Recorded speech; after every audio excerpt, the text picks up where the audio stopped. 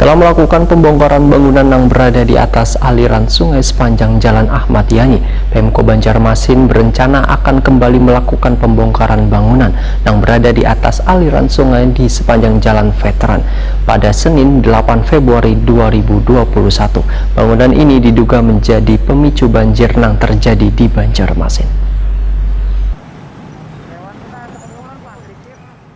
Setelah melakukan pembongkaran bangunan yang berada di atas aliran sungai sepanjang Jalan Ahmad Yani, pemerintah Kota Banjarmasin berencana akan kembali melakukan pembongkaran bangunan yang berada di atas aliran sungai di sepanjang Jalan Veteran pada Senin 8 Februari 2021. Dari data dinas terkait, sepanjang Jalan Veteran Banjarmasin Timur ada sekitar 30 jembatan wan bangunan permanen yang berdiri di atas aliran sungai. Bangunan ini diduga menjadi pemicu banjir yang terjadi di Banjarmasin, sehingga seberatan bangunan yang menyumbat aliran banyu sungai akan dibongkar pemerintah Kota Banjarmasin melalui Satgas Normalisasi Sungai Banjarmasin. Pembongkaran pun dilakukan dengan tegas tanpa pandang bulu. Demikian dipadahkan Ketua Satgas Normalisasi Sungai wan Drenase Banjarmasin Doyo Pujadi, Waitakoni Prima TV tengah hari Sabtu 6 Februari 2021. Menurut Doyo Pujadi, bangunan di sepanjang Jalan Veteran yang berdiri di atas aliran sungai dianggap menjadi salah satu penyebab tersumbatnya banyu lantaran sungainya sengaja ditutup tanah yang menghambat aliran banyu menuju Sungai Martapura.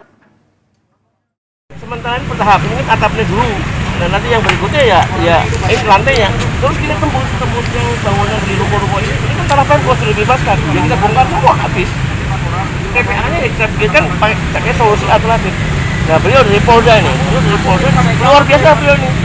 Beliau sangat-sangat membantu yang membuat Pemko semangat. Ya ada dukungan dari Widianto ini, luar biasa dukungan. Sementara itu, pembongkaran bangunan di atas aliran sungai akan terus berkelanjutan, termasuk menyisir di 5 kawasan di Banjarmasin.